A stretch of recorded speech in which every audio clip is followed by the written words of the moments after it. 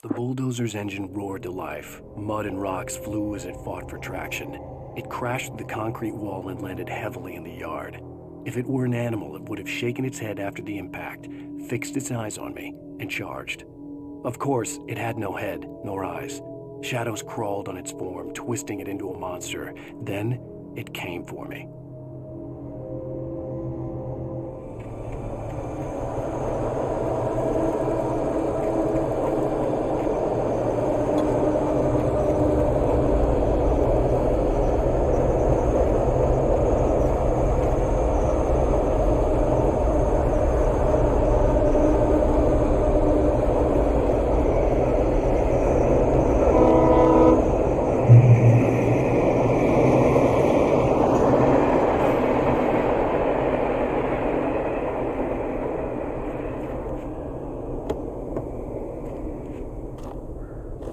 Sarah trusted her gut, and her gut said Agent Nightingale was an asshole. He felt wrong, and it wasn't just the smell of stale booze. It was in the way he flashed his badge, pulled rank, the look in his eyes when he wanted answers. Where was Alan Wake? What was this about an accident? Where was his wife? And most importantly, why did she let Wake go? He wouldn't answer her questions. Federal business was all he'd say.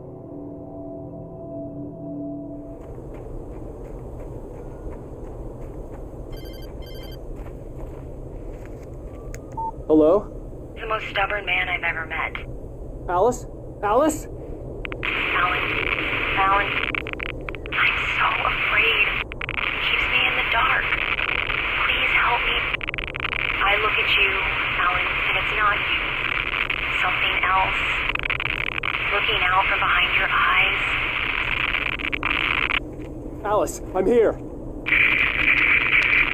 I'm so alone here. It's all gonna go to hell. You need to be careful. Cooperate. The connection had been terrible, but that wasn't the only thing that hadn't been right with the call. She sounded wrong somehow, but she had called me.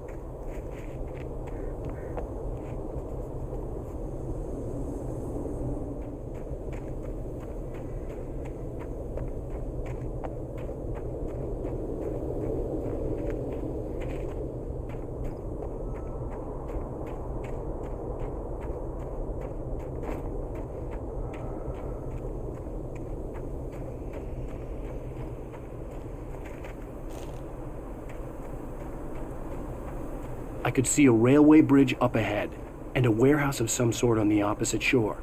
I hoped I could find a car from there. The pipe wrenched itself loose from the bridge's steel framework. Wrapped in darkness, it floated in midair, twitching. For a moment, I didn't understand what I was looking at. The heavy object lurched at me with impossible force. I threw myself out of the way, but just barely. When I turned my flashlight on it, it shook in a dark rage, before it flew at me again.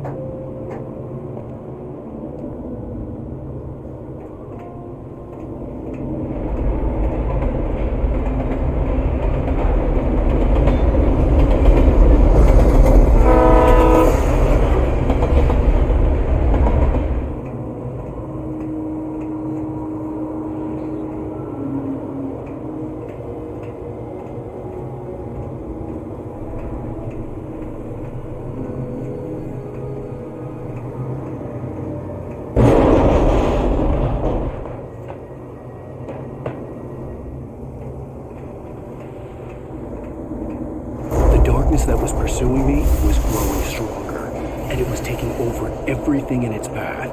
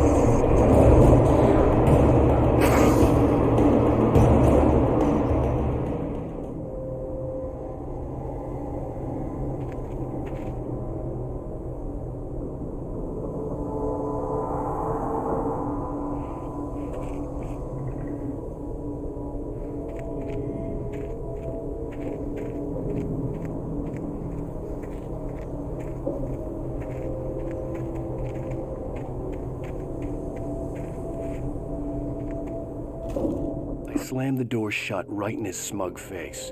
He pleaded for me to open the door. True to form, the asshole actually thought I would obey. I had no sympathy left, no guilt either, not for him. I took a moment to savor the scream. I bet I had a smile on my face. It was all that I had time for. The dark presence was inside the lodge with me.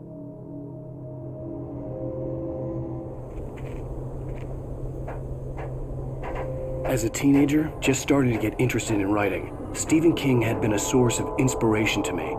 I thought about all the inanimate objects that had come to life in his books. No one is safe in a good horror story, certainly not the protagonist. That's what makes them fun. This was anything but. The darkness could possess anything, and it was getting closer.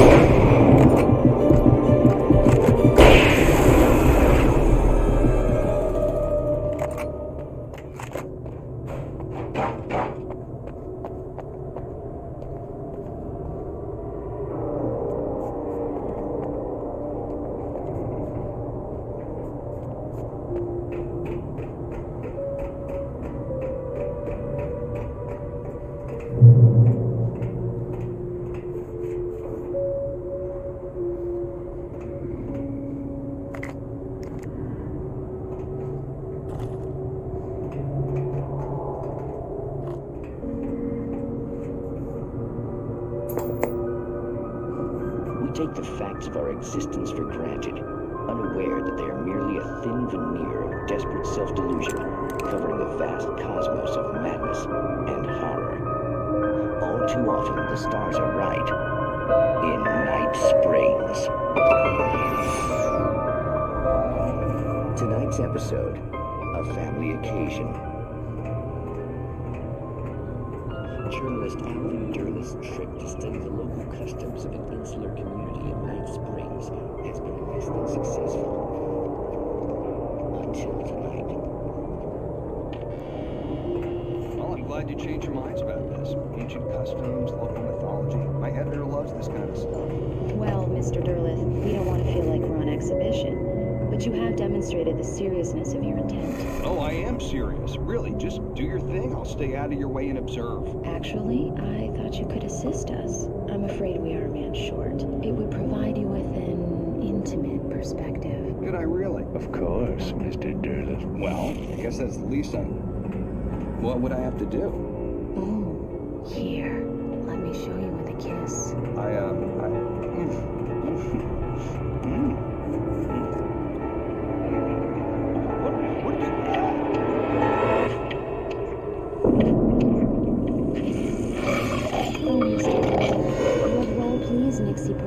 The dweller in flesh, your body shall host his thousand young, and all shall be glory.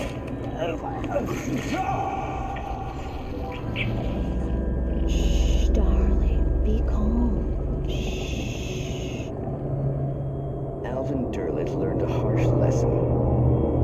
If you go looking for mythology, it may come looking for you. And such quests always bear fruit. Night Springs.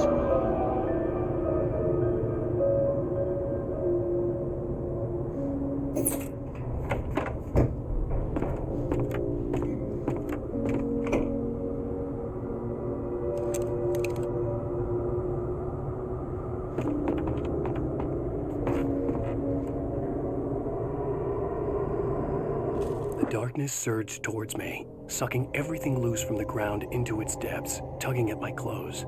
I saw the flare the kidnapper had dropped and threw myself towards it just as I felt my feet leave the ground. The darkness embraced me with the force of a tornado. Somehow I managed to light the flare. The darkness roared and cast me away.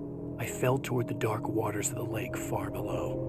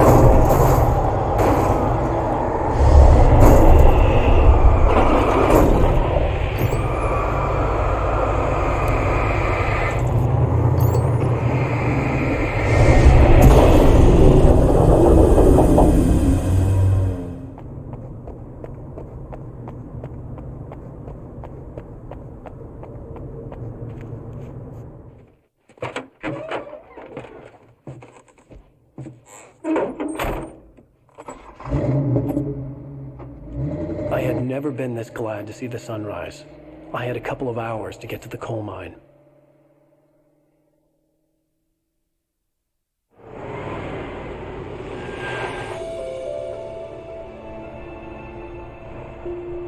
The coal mine wasn't far now.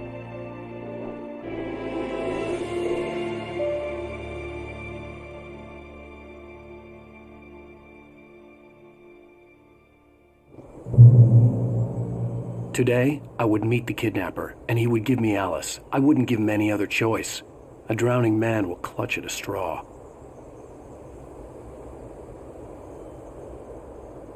Even during daytime, I was being stalked.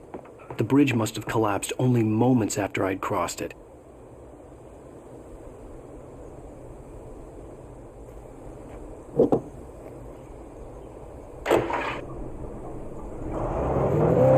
Little by little, without realizing it, I'd come to believe that the story in the manuscript was coming true.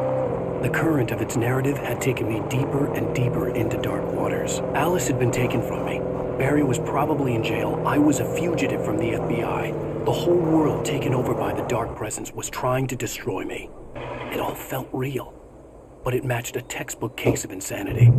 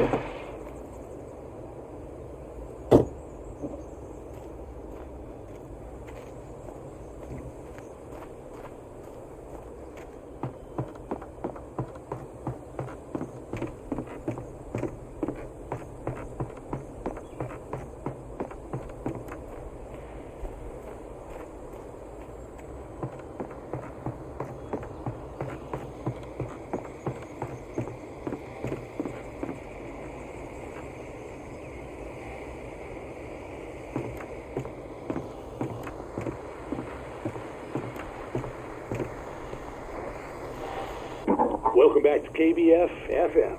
Hope you enjoyed that tune.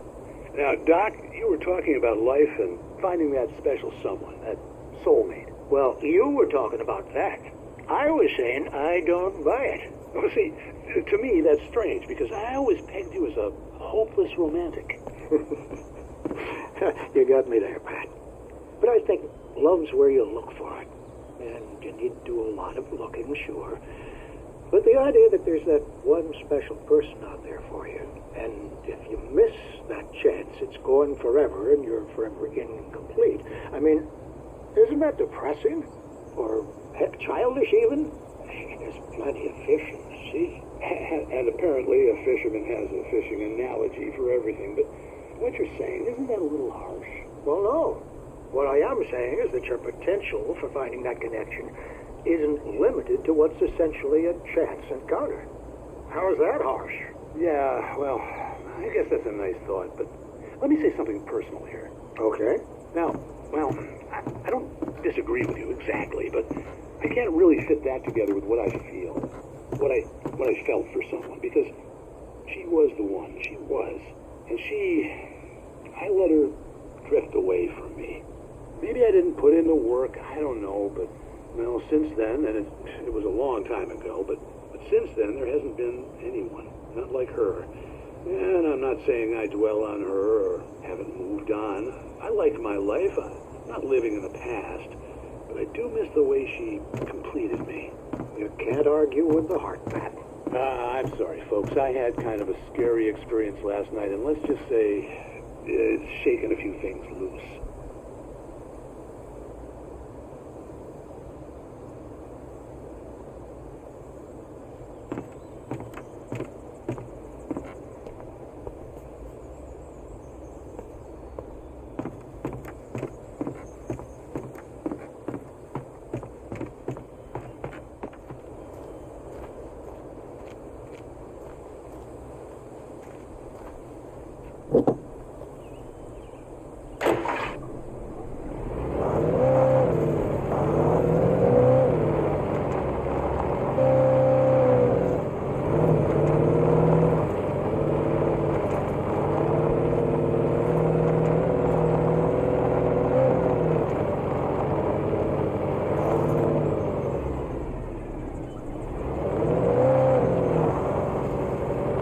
I was early.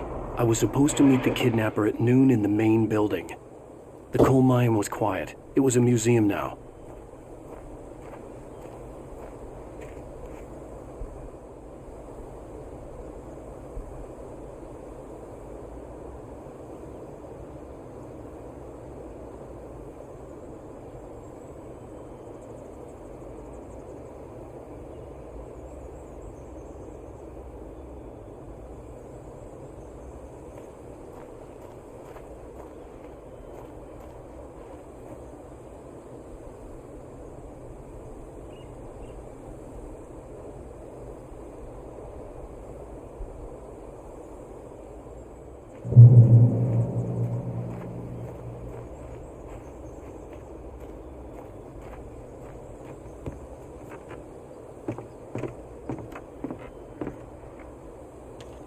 With Nightingale gone and the night wind blowing in through the broken studio window, Mayne stared at Sarah. The sheriff looked away. Mayne's voice shook with barely controlled anger. That boy's doing more drinking than thinking. I hope you know what you're doing, Sarah. He's got a sickness in his eyes. You take my word for it. He wants Wake for a reason, and it's not for anything good.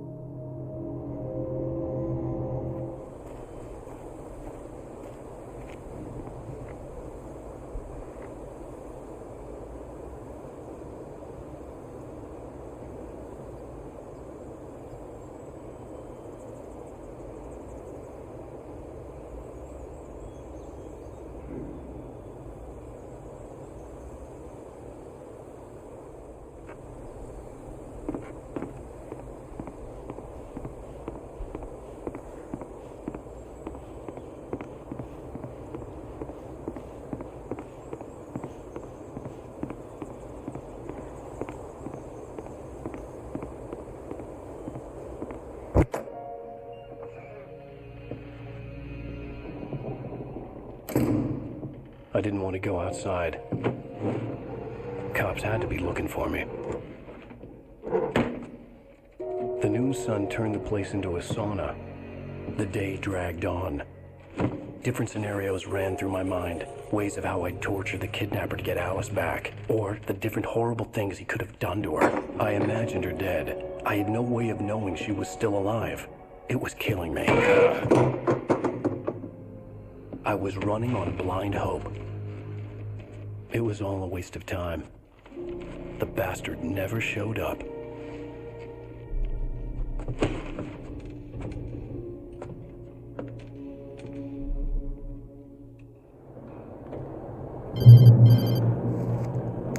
Wake!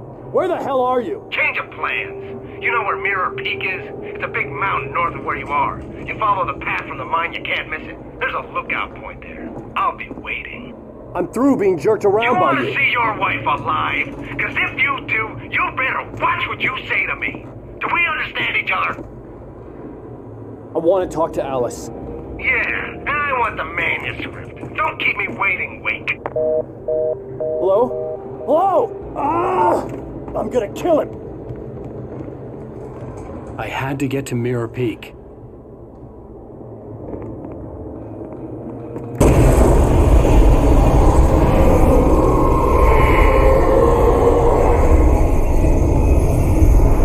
It was close. Maybe closer than ever before.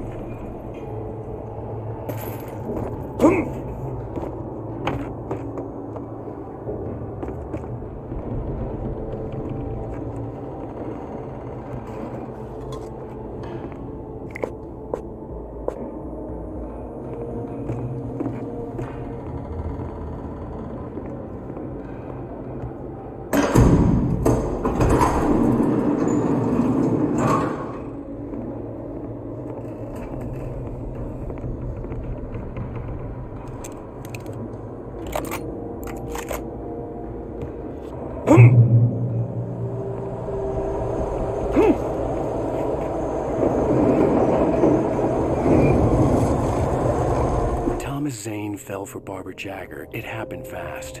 She was young, vibrant, and beautiful, full of life. He had never been a very happy man, and without any seeming effort, she had changed all that.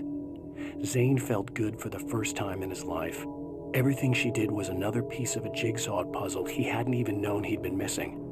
And best of all, she made the words flow, strong and sharp. She was his muse.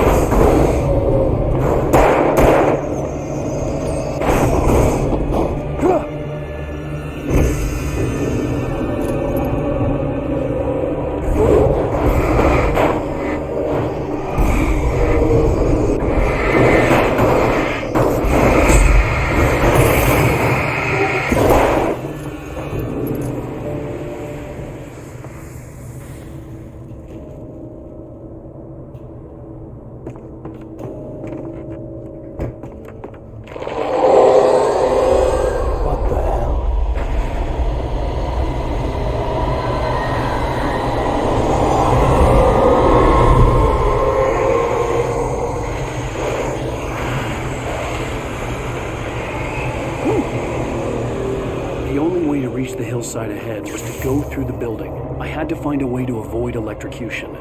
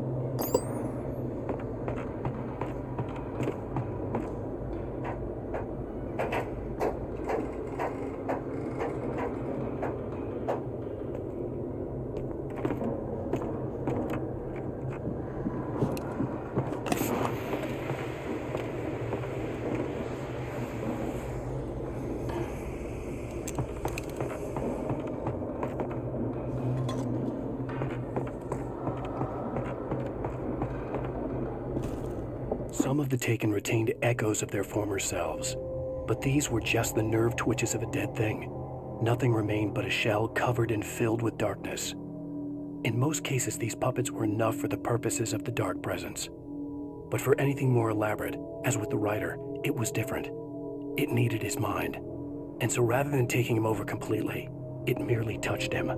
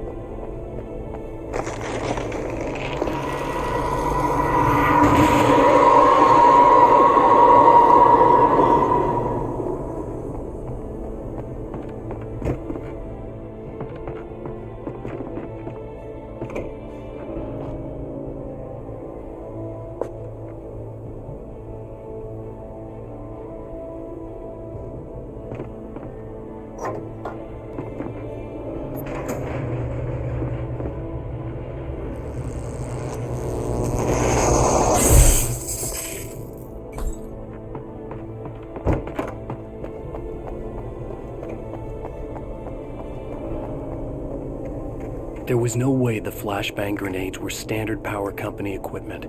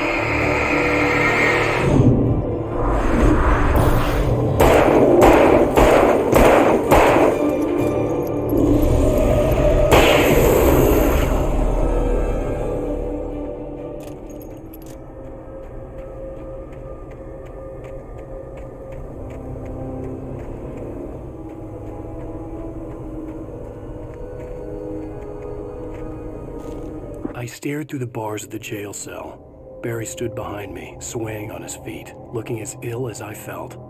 Agent Nightingale stood on the other side of the bars with Sheriff Breaker. Nightingale had a stack of manuscript pages in his hand. He seemed unhinged as he gloated. "Well, I've got you now, Raymond Chandler. It's all here. All the evidence, including conspiracy to murder a federal agent."